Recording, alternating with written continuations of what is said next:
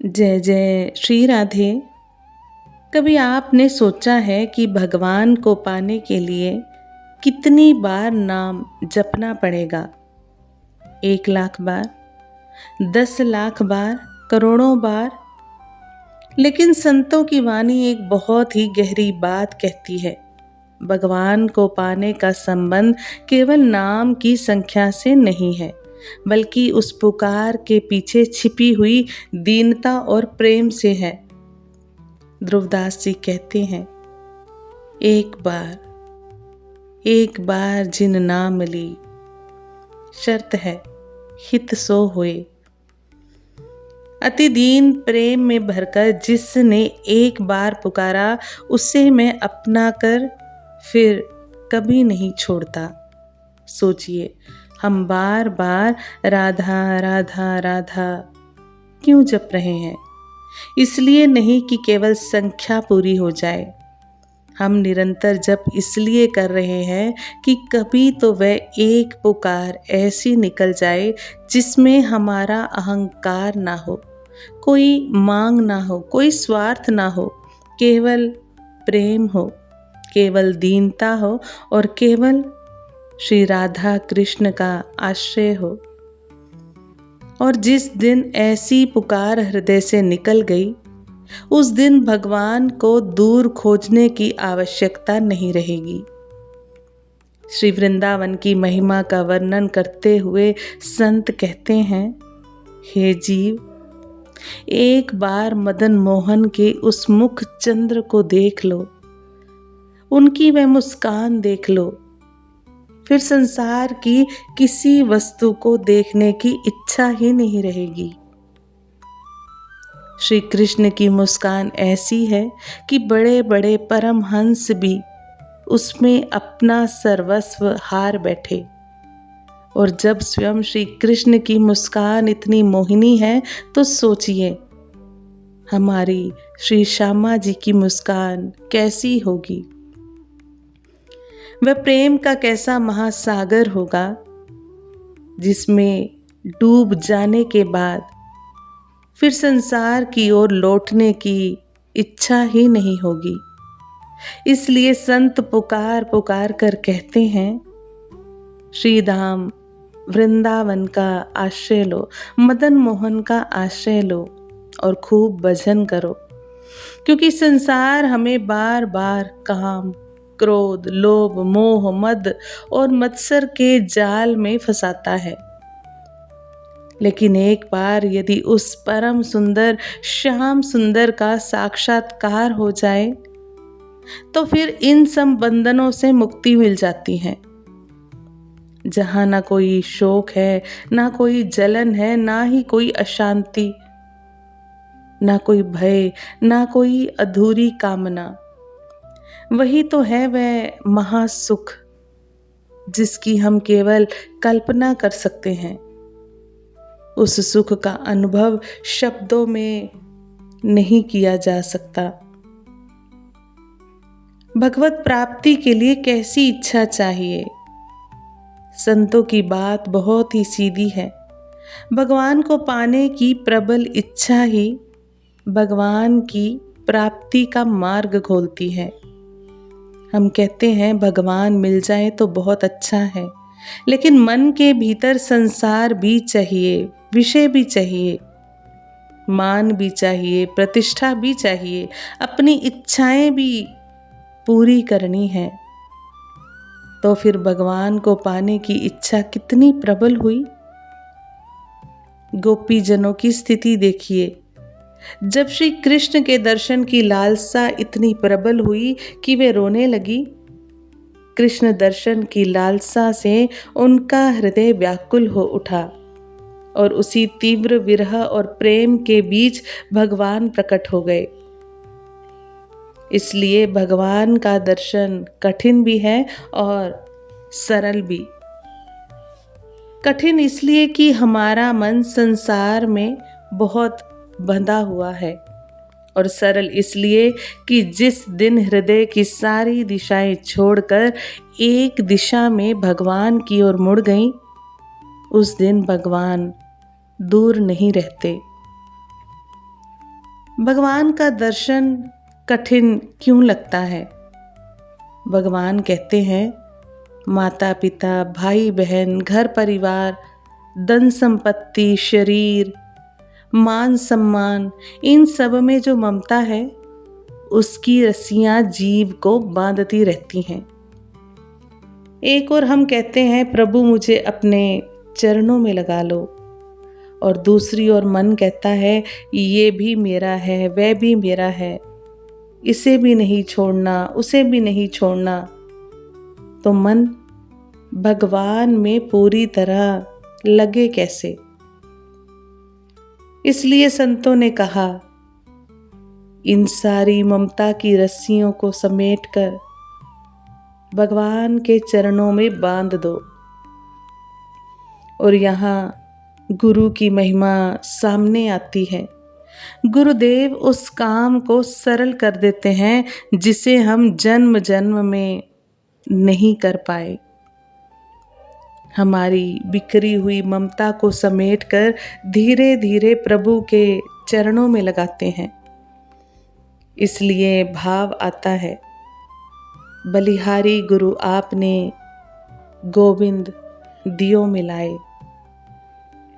गुरु की कृपा से संसार से भागना नहीं पड़ता, बल्कि संसार में रहते हुए भी मन का केंद्र बदल जाता है।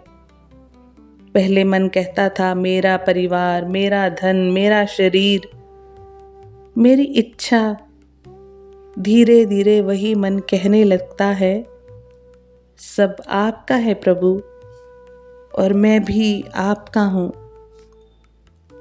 अब आइए प्रहलाद जी की ओर देखते हैं। जब भगवान श्री नरसिंह देव प्रहलाद जी के सामने प्रकट हुए तो भगवान उनसे अत्यंत प्रसन्न हुए। भगवान ने कहा, प्रहलाद, मैं तुमसे बहुत प्रसन्न हूँ, तुम जो चाहो वह वरदान मांग लो। अब सोचिए, जिस भगवान के दर्शन के लिए देवता भी तरसते हैं, जिनका दर्शन अत्यंत दुर्लभ है, वही भगवान सामने खड़े हैं और कह रहे हैं, वरदान मांगो। लेकिन प्रहलाद जी ने क्या किया? उन्होंने संसार की कोई वस्तु नहीं मांगी। उन्होंने भगवान से धन नहीं मांगा, राज्य नहीं मांगा, सुख नहीं मांगा, स्वर्ग नहीं मांगा, बल्कि उनकी भावना थी, प्रभु मुझे उन भोगों में फिर मत वसाना आप। क्योंकि प्रहलाद जी जानते थे, विषय भोग बाहर से सुख जैसे दिखाई देते हैं, लेकिन धीरे धीरे हृदय को बांध देते हैं। मनुष्य जितना विषयों में उलझता है, उतना ही उसकी भगवान की ओर जाने की शक्ति कम होती जाती है। इसलिए प्रहलाद जी ने भगवान से ऐसी वस्तु मांगी जो वास्तव में सबसे बड़ी संपत्ति है, कामना से मुक्ति। उन्होंने मानो कहा कि प्रभु, यदि आप सचमुच मुझे वरदान देना ही चाहते हैं तो मेरे हृदय में ऐसी कोई इच्छा उत्पन्न ही ना हो जो मुझे आपसे दूर कर दे। क्या अद्भुत प्रार्थना है ये। हम भगवान के सामने जाते हैं तो कहते हैं, प्रभु मेरी ये इच्छा पूरी कर दो, मेरी परेशानी पूरी कर दो, मुझे ये दे दो, मेरा काम बना दो। लेकिन प्रहलाद जी कहते हैं, प्रभु मेरे भीतर की उन इच्छाओं को ही समाप्त कर दो जो मुझे आपसे दूर करती हैं। यही भक्त और संसारिक व्यक्ति के बीच का अंतर है। सच्चा सेवक कौन है? प्रहलाद जी की भावना हमें एक और बहुत सुंदर बात सिखाती है। सच्चा सेवक वह नहीं जो स्वामी की सेवा करके बदले में अपना सुख मांगे। यदि सेवक कहे, मैंने आपकी सेवा की, अब मुझे इसके बदले ये चाहिए, तो वह सेवा नहीं, लेन देन है। सच्चा सेवक तो कहता है, प्रभु मुझे अपने सुख की चिंता नहीं, आप सुखी रहे यही मेरा सुख है। और जब भगवान की प्रसन्नता ही हमारी प्रसन्नता बन जाए, तब भक्ति में वास्तविक मिठास आने लगती है। फिर भक्त भगवान से ये नहीं कहता कि मेरी इच्छा पूरी करो, बल्कि कहता है, प्रभु आपकी इच्छा ही मेरी इच्छा है। ये निष्काम भक्ति की ओर जाने वाला मार्ग है। संतों ने कामना के विषय में बहुत सावधान किया है। कामना जब हृदय में उठती है तो केवल एक इच्छा बनकर नहीं रहती, वह धीरे धीरे मन को अपने पीछे खींचती है। मन उसी के बारे में सोचता है, बुद्धि उसी के लिए तर्क करती है, इंद्रियां उसी की ओर भागती हैं और धीरे धीरे मनुष्य अपनी शांति खो देता है। इसलिए साधना का एक बहुत बड़ा उद्देश्य है मन में उठने वाली अनावश्यक कामनाओं को पहचानना और उन्हें प्रभु के चरणों में समर्पित करना। जब कामना कम होती है तो मन शांत होने लगता है। जब मन शांत होता है तो भजन में रस आने लगता है, और जब भजन में रस आने लगता है तो संसार की चमक फीकी पड़ने लगती है। हे मानव, श्री वृंदावन केवल एक स्थान नहीं है। संतों की दृष्टि में ये प्रेम की भूमि है। यहाँ मदन मोहन प्रेम रस बरसाते हैं। यहाँ श्याम सुंदर की एक झलक के लिए गोपियाँ अपना सर्वस्व भूल जाती हैं। यहाँ श्री राधा का प्रेम सर्वोच्च आदर्श बनकर सामने आता है। लेकिन हमारे सिर पर यदि अहंकार की छतरी खुली हुई है तो प्रेम की वर्षा हम तक कैसे पहुँचेगी। बारिश बाहर हो रही है और कोई छतरी लेकर खड़ा हो जाए तो वह भीग नहीं सकता।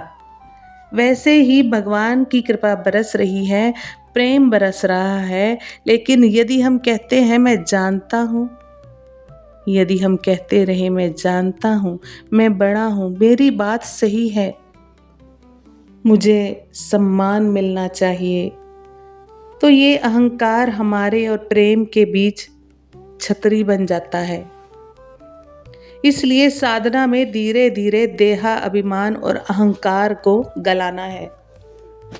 अपने मन से कहना है, प्रभु मैं कुछ नहीं जानता, मैं कुछ नहीं हूँ, मैं आपका हूँ प्रभु, आप जैसे रखे मैं वैसे रहूँगा।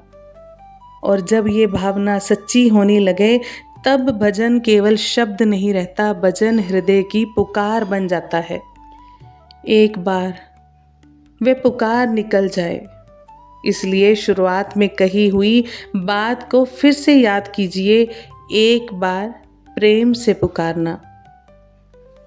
नाम की संख्या का अपना महत्व है।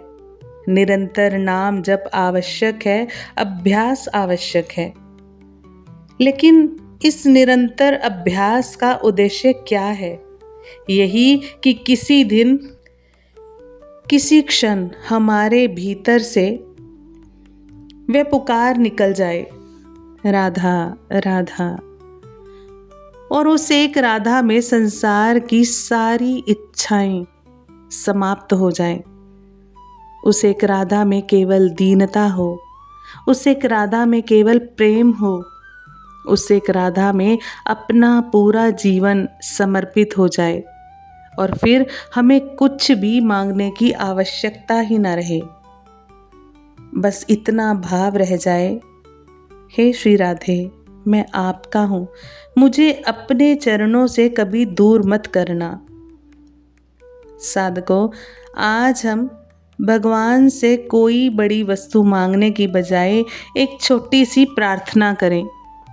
हे स्वामिनी, हे मेरी श्री राधे, हमारा जप संख्या के अहंकार में न बदल जाए, हमारा भजन दिखावे में न बदल जाए, हमारी साधना केवल संसार की इच्छाएं पूरी कराने का साधन ना बन जाए। हमारे भीतर ऐसी दीनता दे दीजिए प्रभु कि आपका नाम लेते ही हमारा हृदय द्रवित हो जाए, पिघल जाए। ऐसा प्रेम दे दीजिए कि संसार की ममता धीरे धीरे आपके चरणों में समर्पित होती चली जाए। और ऐसी कृपा कर दीजिए कि जीवन के अंतिम क्षण तक हमारे हृदय से यही पुकार निकलती रहे, राधा राधा राधा। क्योंकि हमें कितनी बार नाम लेना है ये हम नहीं जानते, लेकिन हमें कैसी पुकार करनी है ये संतों ने बता दिया है। एक बार ऐसी पुकार निकल जाए जिसमें दीनता हो, प्रेम हो और पूर्ण समर्पण हो, तो फिर भगवान अपने भक्त का हाथ कभी नहीं छोड़ते। आइए आज से नाम केवल होठों से नहीं हृदय से ले, और जब राधा कहें तो मन से कहें, श्री राधे संसार में मेरा कुछ भी नहीं है, मैं भी आपका हूँ और मेरा सब कुछ भी आपका है। यही हमारी साधना हो, यही हमारी प्रार्थना हो और यही हमारे जीवन का सबसे बड़ा सौभाग्य हो। आज हम वाणी को यही विराम देते हैं। आप सभी वैष्णव जन को श्री हरिवंशी श्री सद्गुरुदेव भगवान की जय हो। जय जय श्री हरिवंश।